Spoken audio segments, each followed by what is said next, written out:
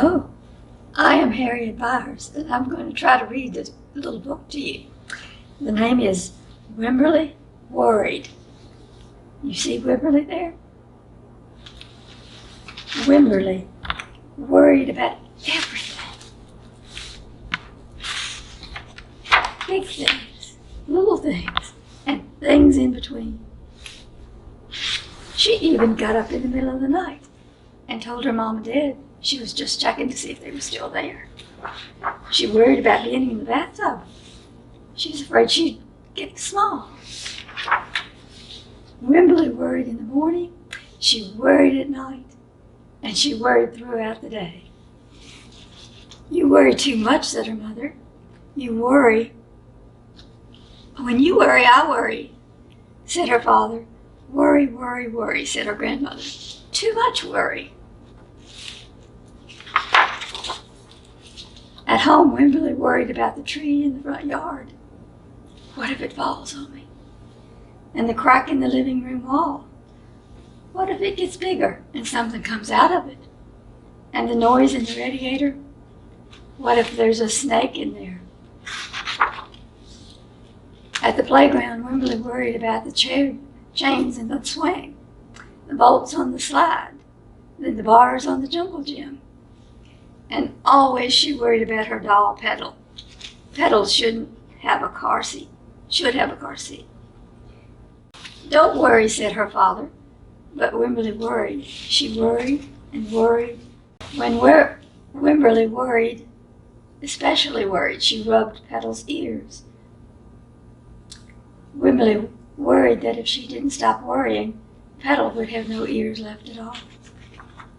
On her birthday, Wimberly worried that no one would come to her party. See, said her mother, there was nothing to worry about. See all the children who came to her party? But then Wimberly worried that there wouldn't be enough cake. On Halloween, Wimberly worried that there would be too many butterflies in the neighborhood. Parade. See, said her father, there was nothing to worry about. See, there was nothing. She was the only butterfly. But when Wimberly worried, she was the only one. You worry too much, said her mother. When you worry, I worry, said her father. Worry, worry, worry, said her grandmother. Too much worry. Soon Wimberly had a new worry. School. Wimberly worried about the start of school more than anything she had ever worried about before. Oh my. By the time the first day Wimberly arrived, Wimberly had a long list of worries. What if no one else has spots? What if no one else wears stripes? What if no one else brings a doll? What if the teacher is mean? And what if the room smells bad? What if they make fun of my name? What if they find I can't find the bathroom? What if I hate the snacks? And what if I have to cry? Don't worry, said her mother. Don't worry, said her father. But Wimberly worried. She worried and worried and worried. She worried all the way there. Wimberly's parents talked to the teacher, Mrs. Peachum. And Wimberly looked around the room. And then Mrs. Peachum said, Wimberly, there's someone I think you should meet. Her name is Jewel. She was standing by herself, and she was wearing stripes, and she was holding a doll. At first, Wimberly and Jewel just peeked at each other. This is Petal, said Wimberly. This is Niblet, said Jewel. Petal waved Niblet around, waved back. Hi, said Petal. Hi, said Niblet. I rub her ears, said Wimberly, and I rub her nose, said Jewel. Throughout the morning, Wimberly and Jewel sat side by side and played together whenever they could. Petal and Niblet sat by side too. Wimberly worried, but no one then more than usual, and sometimes even less. Before Wimberly knew it, it was time to go home. Come back tomorrow, said Mrs. Peachum as the students walked out the door. Wimberly turned and smiled and waved. I will. Don't worry. The end.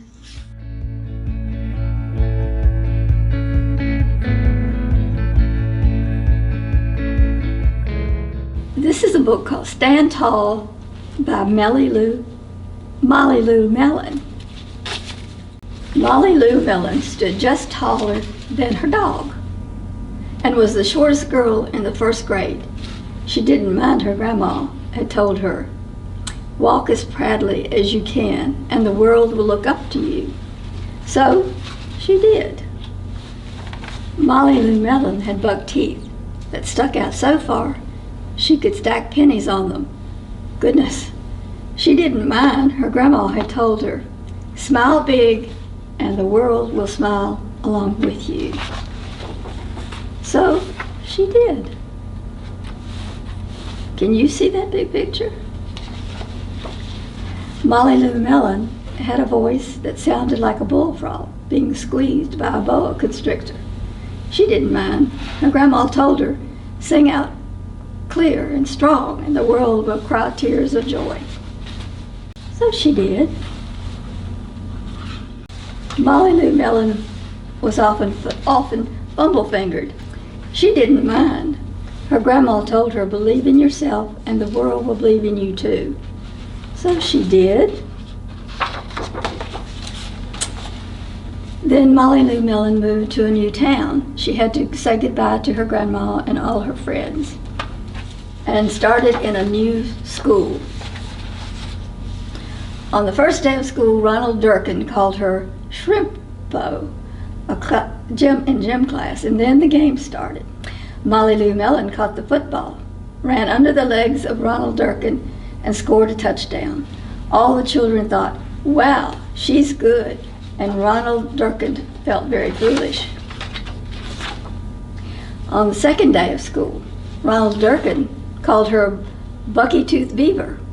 Molly Mellon took out her pennies and stacked 10 high on her teeth and smiled as big as day. All the children smiled with glee, and Ronald Durkin felt very foolish.